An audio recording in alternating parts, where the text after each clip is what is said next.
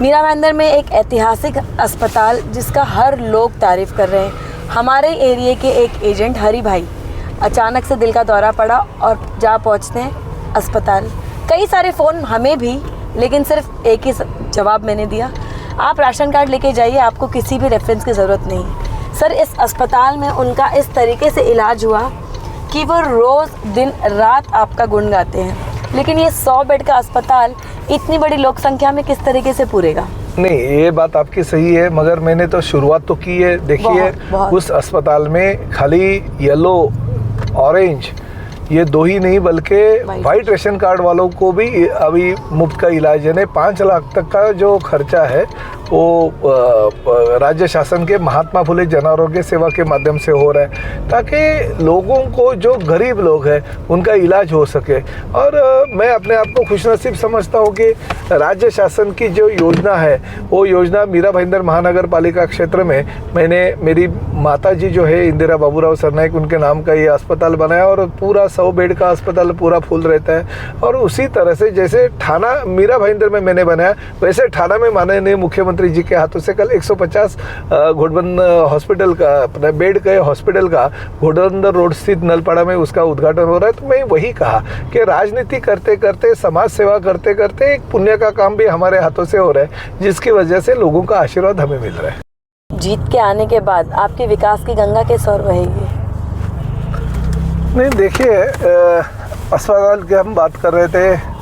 इंदिरा भाई बाबूराव सरनाइक अस्पताल जो है दहीसर चेकनाका पे 100 बेड का चालू हो गया। लोग वहाँ पे जो इलाज करते हैं और इलाज करने के बाद में वो अभी भी बोलते हैं कि हमें लगा ही नहीं था कि हम किसी गवर्नमेंट हॉस्पिटल में हम वो इलाज ले रहे हैं। उनको ऐसा ही लगता है कि हम तो 5 स्टार हॉस्पिटल में इलाज ले रहे हैं। तो लोगों को ये जो महात्मा फुले जन आरोग्य सेवा जो राज्य शासन के माध्यम से माननीय मुख्यमंत्री जी ने सुविधा उपलब्ध करके दी है, लोग खुश है। और साथ ही में मेरी ये तमन्ना है कि अगले मेरे जो टर्म है 5 साल का, वो टर्म में 500 बेड का एक ऐसा ही अस्पताल शहर के मध्यवर्ती विभाग में होना चाहिए, जो आरक्षण क्रमांक 302 है। वहाँ पे मैंने कंसल्टेंट भी अपॉइंट कर दिया है। अभी थोड़ा कोर्ट मैटर चल रहा है डेवलपर का और कॉरपोरेशन का, मगर जल्दी ही वो नियम के अनुसार क्लियर हो जाएगा। और जैसे वो क्लियर होता है तो वहाँ पे 500 बेड का अस्पताल हम निर्माण तक करेंगे, ताकि मीरा भाईंदर शहर के जो यहाँ लोकल लोग हैं उनको भी उसका फ़ायदा हो सकेगा। और 500 बेड का अगर अस्पताल हो गया तो मीरा भाईंदर में मुझे लगता है कि आगे के 25-30 साल में वो हॉस्पिटल का बहुत बड़ा फ़ायदा हो जाएगा। प्रताप सरनाइक की पूरी पॉलिटिकल लाइफ में कभी भी हमने उनकी जाति की राजनीति नहीं देखी। जाति की राजनीति जो लोग करते हैं उनके लिए क्या कहेंगे? नहीं, देखिए, मैं हिंदू हूँ, उसका मुझे अभिमान है। मैं मराठी हूँ, उसका मुझे गर्व है। मगर मैं आखिर लोक प्रतिनिधि हूँ। लोक प्रतिनिधि के तौर पे अगर चुन के आता हूँ तो मैं मेरे मराठी का सम्मान करना चाहिए, उसका आदर करना चाहिए।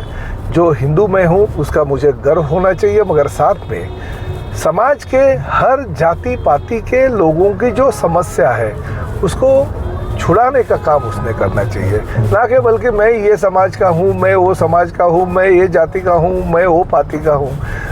वो हिसाब से लोक प्रतिनिधि ने नहीं रहना चाहिए। हम महाराष्ट्र के निवासी है, ये महाराष्ट्र के हम बच्चे हैं, इस महाराष्ट्र के भूमि में हम पैदा हो गए, तो हम ऐसे थोड़ी बोलेंगे कि हम महाराष्ट्र के इसलिए हम महाराष्ट्रीयन लोगों का ही काम करेंगे। हाँ, महाराष्ट्रीयन लोगों का काम जरूर करेंगे, मगर साथ साथ में जिन लोगों ने विधायक के तौर पे हमको चुन के दिया उन लोगों का, भले वो कौन सी भी जाति या धर्म का होने दो, उसका काम करना भी मैं मेरा फर्ज समझूंगा और मेरा फर्ज मैं समझते आ रहा हूँ। इसलिए 15 साल नगर सेवक और 15 साल के बाद 15 साल विधायक के तौर पे मैं चुन के आया हूँ और थाने की राजनीति से यहाँ तक पहुँचा हूँ। और थाना की राजनीति आपको भी पता है, धर्मेंद्र आनंद दिघे साहब की राजनीति हमारे शिवसेना प्रमुख आदरणीय बाला साहब ठाकरे जी के विचारों के ऊपर चलने वाली ठाणे की राजनीति और आज राज्य के लोकप्रिय मुख्यमंत्री एकनाथ शिंदे साहब के माध्यम से चलने वाली हमारी ठाणे की राजनीति, वो राजनीति के ऊपर मैं यहाँ पे काम कर रहा हूँ। और आप देखते हैं कि खाली विकास के काम नहीं करता हूँ, लोगों के घर घर नहीं जाता हूँ, ताकि हम लोगों को जो कल्चरल एक्टिविटी है उसमें भी मैं भाग लेता हूँ। आप भी देखिए, मैंने पहली बार मीरा भाईंदर में संत जो अलग अलग राज्य से आए हैं उनका राष्ट्र सम्मेलन रखा था।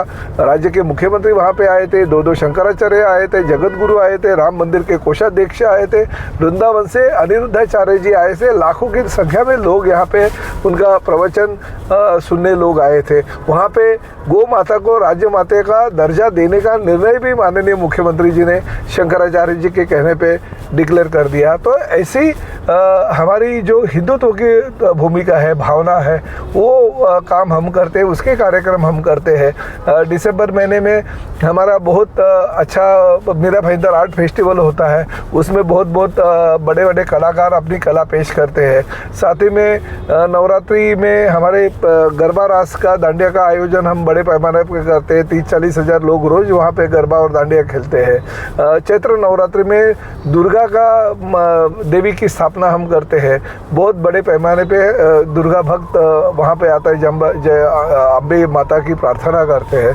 तो ये तो काम हमारे परिसर में हम पिछले कई सालों से करते आ रहे हैं। इसलिए लोक प्रतिनिधि होने के नाते खाली लोगों को मिलना जुलना नहीं, लोगों के विकास काम करना नहीं, बल्कि लोगों की जो कल्चरल एक्टिविटीज़ है वो भी पूरी करने का मैं प्रयास करता हूँ। इसलिए लोगों में बहुत ही लोग ज़्यादा सराहते हैं कि प्रताप सरनाइक इस तरह का भी कार्यक्रम और वो भी बड़े पैमाने पे करता है, तो लोग खुश हो जाते हैं। सर, हरियाणा में जीत के बाद महाराष्ट्र का बिगुल बज उठा है और लोगों को अब 100% उम्मीद है कि इस बार महाराष्ट्र में फिर से हमारी सरकार।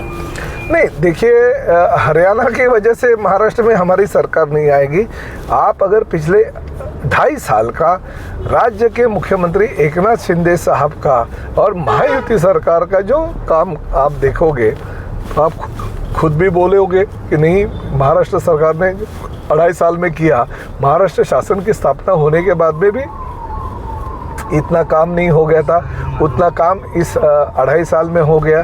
देखिए, लाडली बहन की योजना करीबन 2 करोड़ महिलाओं ने उसमें अपना जो हिस्सा है वो हिस्सा लिया और लोग उसकी तारीफ़ करते हैं। हमारे जो नौजवान बच्चे हैं उनको 6,000, 8,000, 10,000 देने का फैसला राज्य शासन ने लिया। हमारे जो सीनियर सिटीजन्स हैं उनके लिए राज्य शासन ने जो तीर्थ दर्शन योजना, जो मेरी ही योजना राज्य शासन के पास मैंने ली थी, उसका लाभ ले रहे हैं। बहुत सारी ऐसी योजनाएं हैं जिसका लाभ राज्य शासन के माध्यम से हमारी महाराष्ट्र की जनता ले रही है। और किसानों के लिए तो राज्य शासन ने कुछ कमी नहीं छोड़ी। किसानों के लिए जितना ज़्यादा देना चाहिए उतना ज़्यादा देने की कोशिश सरकार कर रही है, क्योंकि किसान है तो हम हैं। जय जवान जय किसान का जो नारा है वो पिछले कई सालों से चल रहा है, वो नारा सही है।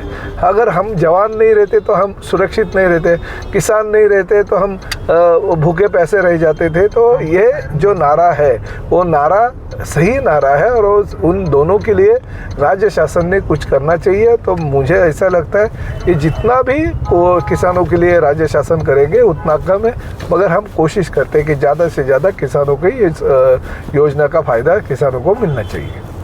मीरा भाईंदर में कई सारे ऐसी भी जगहें हैं, कई सारी ऐसी योजनाएं हैं जिनको पहुंचाने का भी माध्यम जो है वो आपके कार्यालय के थ्रू हो रहा है।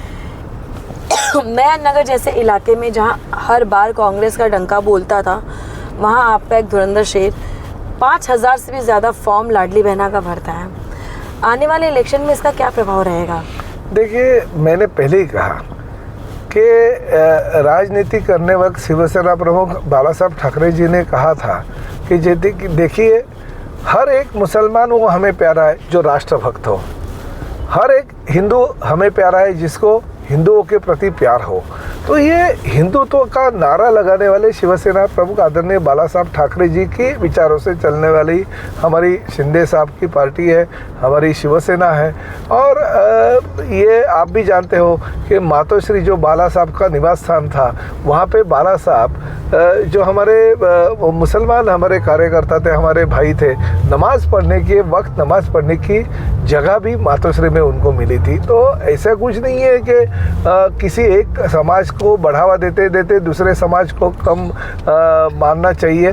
तो ऐसे हमारे राजनीति मीरा भाईंदर शहर में भी नहीं है, नया नगर में भी हमारे बहुत सारे मुस्लिम कार्यकर्ता है। मीरा भाईंदर शहर में जगह जगह पे हमारे मुसलमान भाई और बहन हमारे पदाधिकारी है। तो ऐसा नहीं है कि हिंदुत्व पे राह पे और रास्ते पे चलने वाले हम लोग हैं तो कुछ हम अलग तरह की राजनीति करते, बिल्कुल नहीं है। हम वही काम करते हैं जो लोगों को समाज सेवा के माध्यम से राज्य शासन की योजनाएं उनके पास हम पहुंचा सकते हैं। तो वही काम हम करते हैं, चाहे वो हिंदू कार्यकर्ता हो, मुसलमान कार्यकर्ता हो, या सिख कार्यकर्ता हो, या अलग क्रिश्चियन कार्यकर्ता हो। वो जो काम करेगा वो शिवसैनिक, जो बाला साहब के विचारों पे चलता है वो शिवसैनिक, जो एकनाथ शिंदे साहब के आदर्शों पे चलता है वो शिवसैनिक। उस शिवसैनिक को काम करना है, उसका फर्ज समझना चाहिए। उस माध्यम से हम काम करते हैं और लोग पुढे लोग सराहना भी करते हैं कि बहुत ही अच्छा काम इस परिसर के सभी हमारे शिवसैनिक कर रहे हैं। और आप जो नुपुर नगर शाखा की बात कर रहे हो तो मेरी फेवरेट शाखा है। जो भी राज्य शासन की योजना होती है वो राज्य शासन की योजना है, सबसे पहले नुपुर नगर शाखा में पहुंच जाती है और उसके बाद में मीरा भाईंदर शहर के अलग अलग इलाकों में वो काम पहुंचता है। तो हमारे सभी नुपुर नगर शाखा के कार्यकर्ताओं में हमेशा मनोबल बढ़ाता हूं ताकि बहुत अच्छा काम उस परिसर में वो लोग कर रहे हैं। और जो कि आपने बोला था कि किसी एक पार्टी का गढ़ माना जाता था, अब शिवसेना का गढ़ हो गया, इसका मुझे फक्र है।